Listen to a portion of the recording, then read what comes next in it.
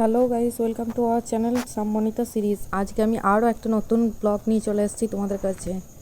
দেখো, এটা হচ্ছে পয়লা বৈশাখ আজ, কিন্তু তার আগের দিনে আমি একটু বেলি ফুলের মালা গাঁথছিলাম। সমস্ত ঠাকুর, আমার বাড়িতে যে সমস্ত ঠাকুরগুলো প্রতিষ্ঠা করেছি আমি, সেই ঠাকুরগুলোতে একটু করে মালা আমি প্রতি বছরই দিই পয়লা বৈশাখের দিনটাতে। কিন্তু সেই দিন এত চাপ থাকে, সেই জন্য আগের দিন গেঁথে রেখে দিয়েছি।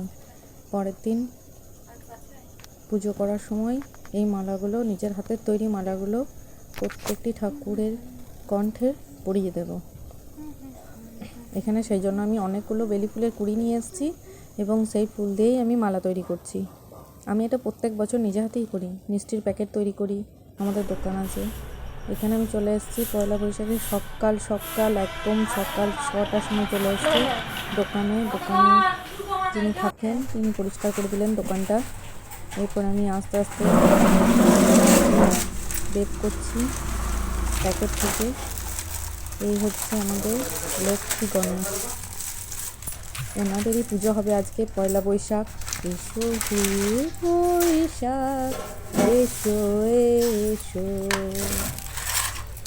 সবাইকে জানাই শুভ নববর্ষ।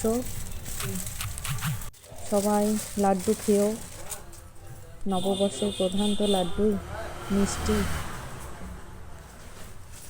সকলে খুব এনজয় করো, নতুন জামা প্যান্ট পরে বাজারে পার্কে ঘুরে বেরিও। আমি ঠাকুরগুলো প্রতিষ্ঠা করলাম। এখানে ঠাকুরের মূর্তির তলাতে ধান দিতে ভুলে গিয়েছিলাম, তাই পরে মনে পড়ে গেল আবার ধানটা বাইর করছি। এই যে আমি ধান নিয়ে এসেছি, সমস্ত কিছু অ্যারেঞ্জমেন্ট বাড়ি থেকে তৈরি করে দোকানে নিয়ে গেছি। এরপর আমি আলপনা দিচ্ছিলাম।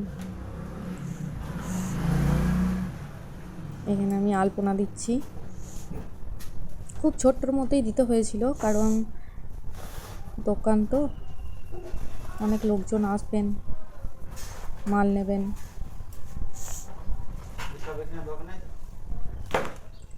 আস্তে আস্তে আলপনা দেওয়া কমপ্লিট হয়ে গেল। এরপর আমি ফলগুলোকে কেটে নিয়েছিলাম এবং নৈবেদ্য সাজিয়ে দিয়েছিলাম।